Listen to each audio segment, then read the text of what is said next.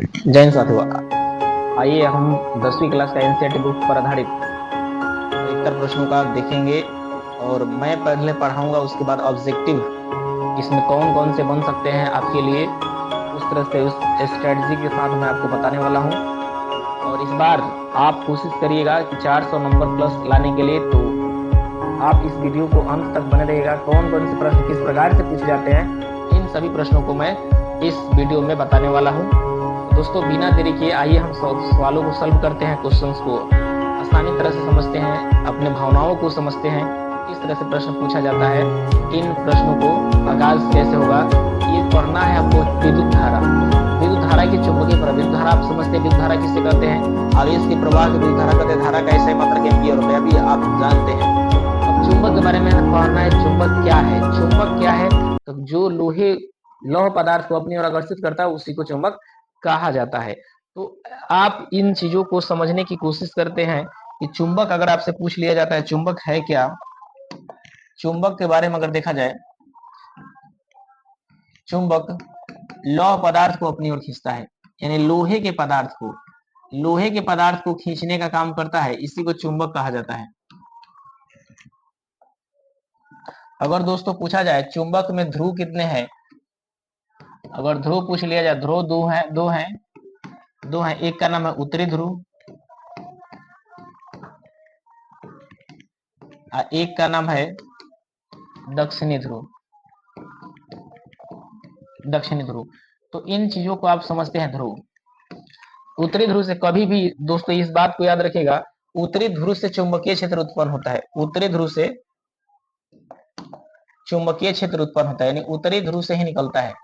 यानी चुंबकीय जो क्षेत्र है, चुंबकीय क्षेत्र उत्पन्न होते हैं और दक्षिणी ध्रुव में मिलते हैं। चुंबक में दो ध्रुव है। अगर देखा जाए चुंबक के पदार्थ, यानी चुंबक पदार्थ दो प्रकार के हैं। इस आधार पर पदार्थ को दो भागों में बांटा गया है।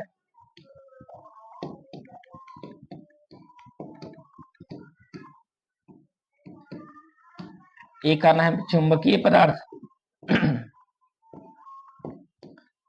चुंबकीय पदार्थ का मतलब जो जिसमें लोहे की मात्रा हो, जिसमें लोहे की मात्रा होगा उसी को बुलाया जाता है चुंबकीय। जैसे जैसे दोस्तों आप समझते हैं लोहा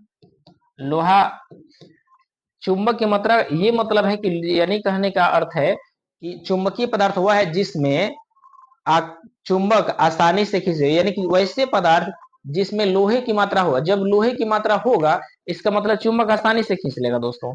तो इसका मतलब लोहा होगा, आप भी जानते हैं निकेल होगा दोस्तों, और कोबाल्ट होगा। इन बातों को याद रखिएगा। और उसके बाद अचुंबकीय होता है पदार्थ। अचुंबकीय का अर्थ होता है, अगर देखा जाए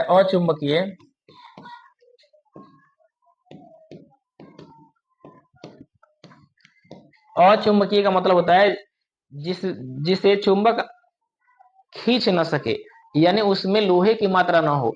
वैसा पदार्थ जिसमें लोहे की मात्रा ना हो, अर्थात चुंबक जिसे खींच ना पाए। जैसे आप प्लास्टिक को खींच सकता है, प्लास्टिक को नहीं खींच पाएगा। प्लास्टिक हो गया, रबर हो गया, लकड़ी हो गया,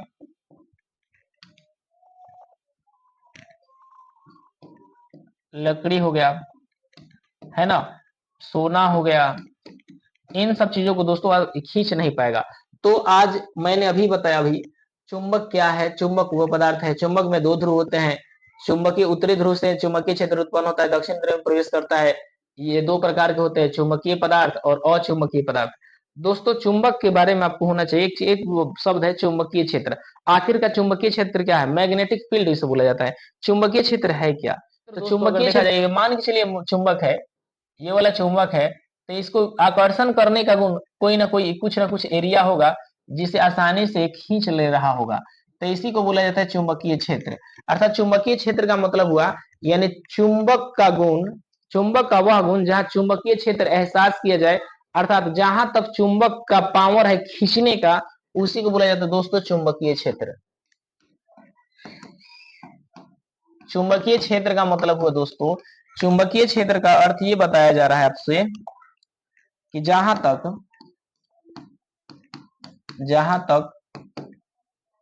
चुंबक खींचने का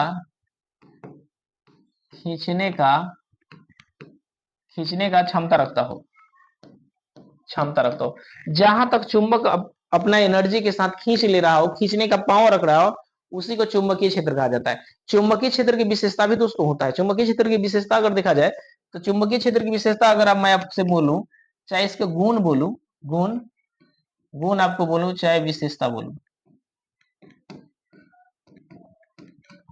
गुण या विशेषता, देखिए कौन कौन से गुण है हम लिखते हैं। पहला गुण अगर देखा जाए तो चुंबकीय क्षेत्र जो होते हैं उत्तरी ध्रुव से निकलते हैं, उत्तरी ध्रुव से निकलता है और दक्षिणी ध्रुव में प्रवेश करता है, इस बात को नोट कर लीजिएगा। दूसरी बात आपको यह मालूम होना चाहिए, चुंबकीय क्षेत्र कभी भी एक दूसरे को नहीं काटते हैं, यानी चुंबकीय क्षेत्र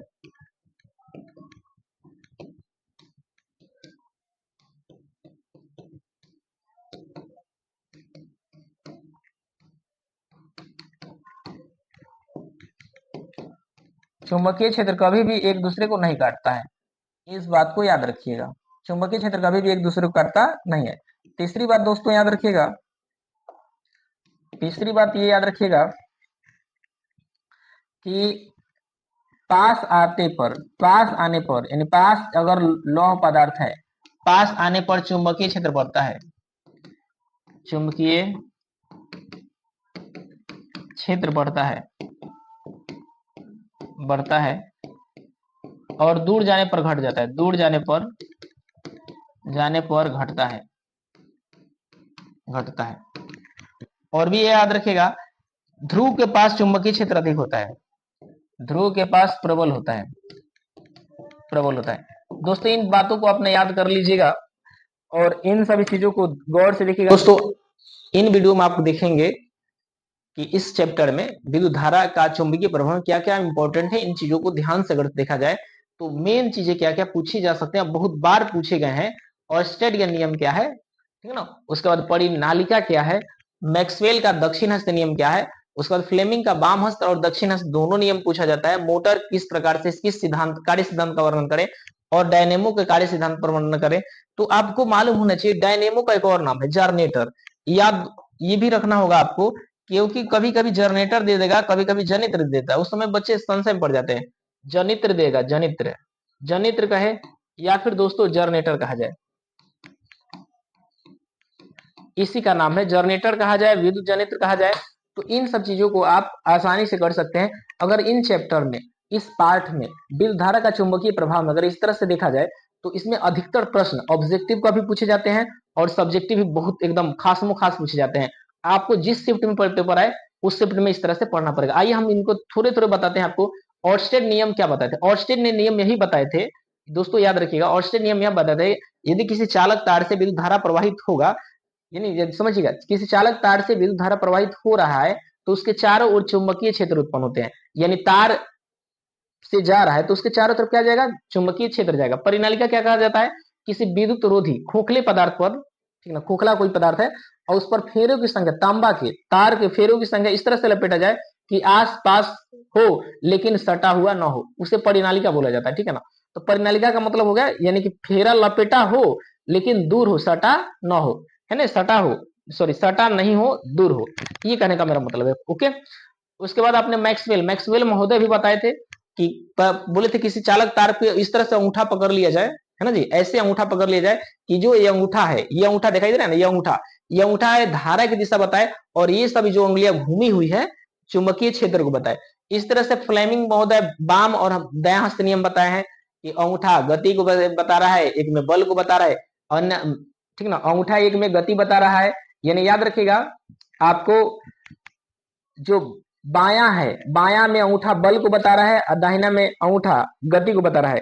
और याद रखिएगा दोस्तों इस तरह से उंगली फैलाने के लिए बोल रहे हैं, ठीक नहीं, धारा की दिशा, ये चुंबकीय क्षेत्र की दिशा, ये गति की दिशा, इसको भी ऐसे ही कहा गया है, ये बल की दिशा बता रहे हैं और ये जो है धारा की दिशा और ये गति की दिशा बता रहे हैं, सॉरी चुंबकीय क्षेत्र की दिशा।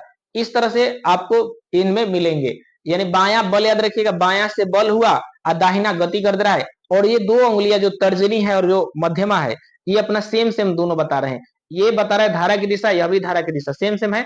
ये देखिएगा धारा की दिशा, ये दोनों धारा की दिशा, और ये चुंबकीय क्षेत्र, ये भी चुंबकीय क्षेत्र। केवल अंगूठा का दोस्तों अंतर होता है, ब से बायां, ब से बल याद रखिएगा, और द से दायां, ये दायां अति कर दिया तो गति हो गया, ठीक है ना। तो इस तरह से हम क्लास को अपना पूरा कंफर्म करेंगे। उसके बाद मोटर है दोस्तों, मोटर किस सिद्धांत पे कार्य करता है? मोटर जो आप घरों में यूज करते हैं, देखते हैं बिजली लेता है। तो दोस्तों जब बिजली लेता है, तब बिजली लिया और उसने नाच कर पानी फेंक दिया, तो याद रखिएगा मोटर क्या करता है? विद्युत ऊर्जा को यांत्रिक ऊर्जा में बदलता है। इसी तरह से जनरेटर या डायनेमो क्या करता है? पहले नाचता है, यानी उसमें यांत्रिक ऊर्जा है, तो यांत्रिक ऊर्जा को विद्युत ऊर्जा में बनाता है। डायनेमो का नाम है जनरेटर या जनरेटर। इन चीजों को ध्यान पूर्वक देखिएगा, और ये परीक्षा में एकदम लल्लन टॉप बात है। ये दोनों ही बहुत इंपॉर्टेंट है।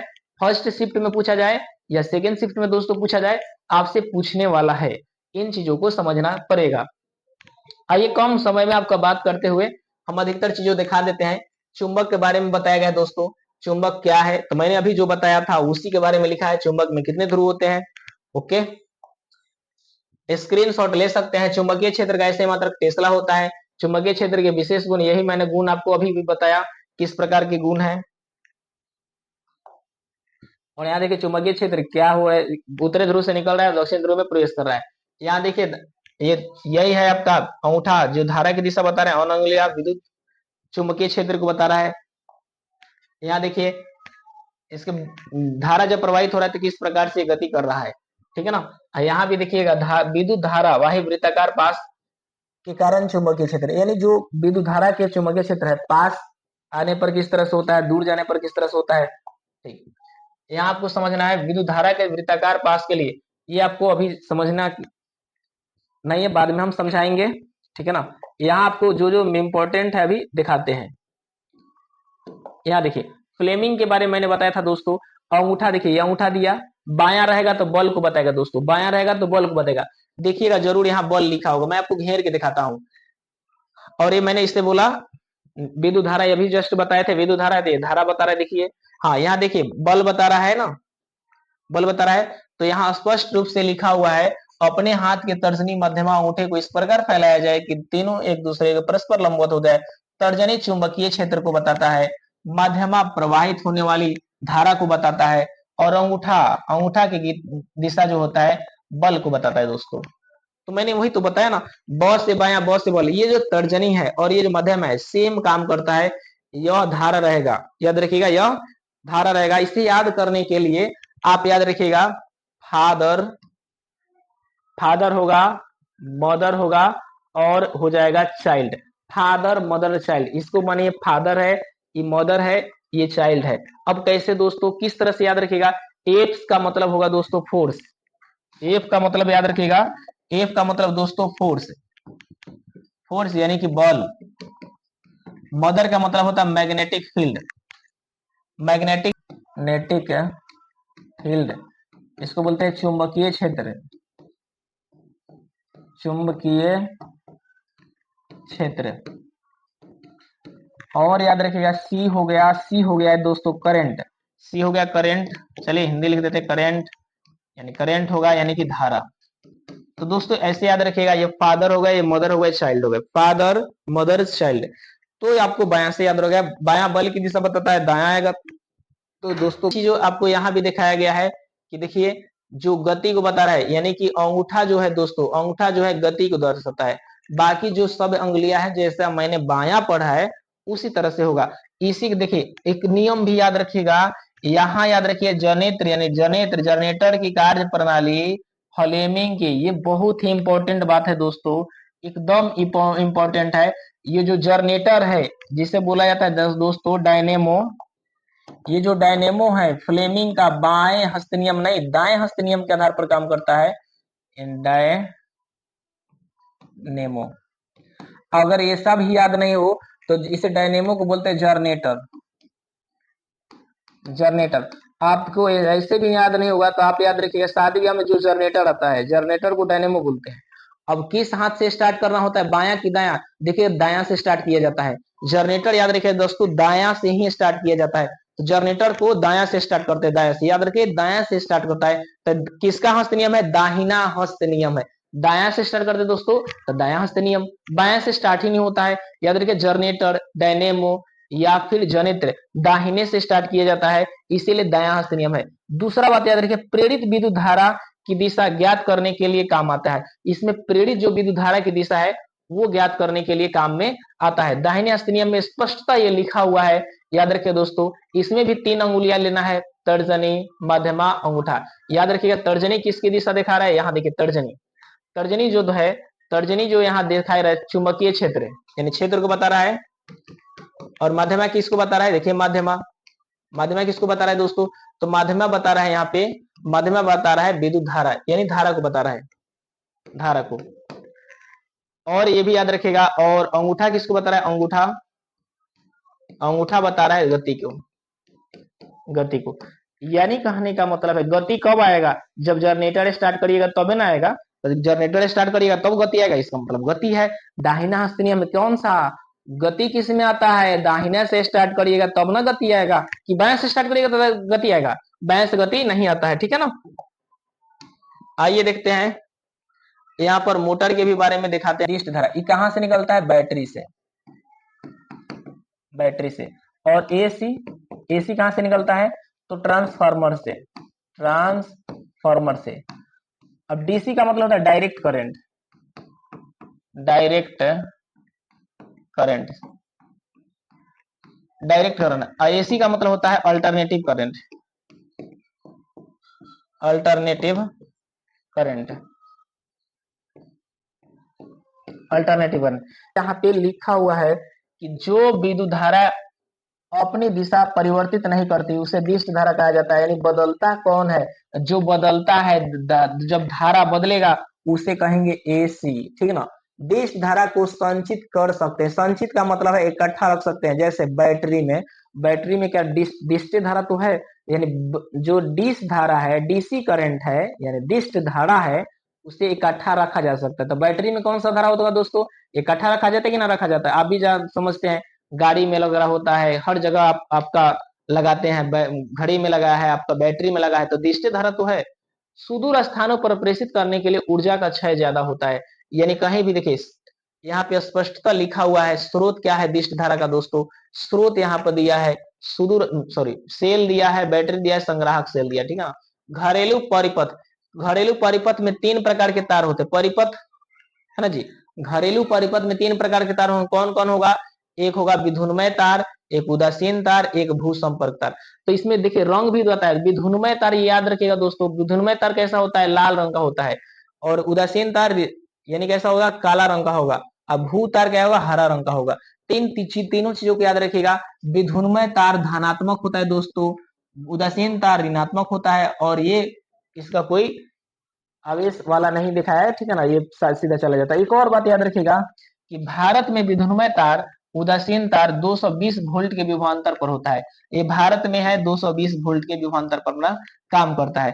खंभा, खंभा से मुख्य आपूर्ति, उसके बाद फ्यूज, विद्युत मापी मीटर, उसके बाद वितरण बॉक्स। लघु पतन का मतलब दोस्तों होता है शॉर्ट सर्किट। शॉर्ट सर्किट के कब होता है? शॉर्ट सर्किट होगा या तो वोल्टेज ज्यादा आ गया है ना, किसी कारण बस वोल्टेज ज्यादा हो गया, जिसके कारण क्या हुआ? चिनगारी होने लगे। तार में क्या होता है दोस्तों? चिनगारी उत्पन्न होने लगा, तो उसी को बोला जाता है शॉर्ट सर्किट या फिर लघु पतन। शॉर्ट सर्किट क्या होता है? चिनगारी उत्पन्न होता है, चिनगारी, चिनगारी उत्पन्न होने लगेगा, उसी को बोला जाता है दोस्तों शॉर्ट सर्किट। ओके। ओवरलोडिंग याद देखिएगा। ओवरलोडिंग का मतलब होता है जब आपका उपकरण, कोई भी इंस्ट्रूमेंट, कोई भी मशीन, जैसे टीवी लगाए हैं, पंखा लगाए हैं, ठीक है ना, बल्ब लगाए हैं, आवश्यकता से ज्यादा वोल्ट खा रहा है, यानी वोल्टेज ज्यादा खींच रहा है दोस्तों, तो हम कहेंगे ओवरलोडिंग हो रहा है, यानी ओवरलोड कर रहा है। तो ओवरलोडिंग का मतलब ही होता है अति भारण, यानी जब आपका उपकरण आवश्यकता से ज्यादा ऊर्जा खाने लगेगा, उसी को बोला जाता है ओवरलोडिंग। कारण क्या है? यानी वोल्ट का ज्यादा खींचना। यहाँ पे देखिए कारण, आपूर्ति वोल्टता में दुर्घटनावश होने वाली वृद्धि, यानी हो सकता है किसी कारण बस दुर्घटना किसी तार में हुआ हो या फिर किसी कारण बस भेज दिया हो। एक ही सॉकेट में बहुत से विद्युत साधारित्वों को संयोजित करना, यानी एक ही सॉकेट से, एक ही आप प्लग ले, उसमें से ढेर सारा आपने जोड़ दिए हैं, हीटर जोड़ लिए हैं, आयरन जोड़ लिए हैं, ठीक है ना, बल्ब जोड़ लिए हैं, टीवी जोड़ लिए हैं, तो इसीलिए ज्यादा ओवरलोड हो जाता है, ठीक है ना। सुरक्षा क्या है, सुरक्षा करने के लिए क्या है, फ्यूज का उपयोग करिए, भू संपर्क तार लगाइएगा, miniature circuit breaker MCB, MCB आप भी सुने हैं, मिनिएचर सर्किट ब्रेकर बोला जाता है। एमसीबी को आप प्रयोग करते हैं, एमसीबी गिरा देते हैं, उठा देते हैं, तो एमसीबी क्या करता है, पावर को कट करता है और ऑन भी करता है, माने कि ऑफ और ऑन की घटना पर आधारित है, ठीक है ना दोस्तों। इस तरह से हम इस चैप्टर को ठीक ठाक से पढ़ सकते हैं, ठीक है, ओके।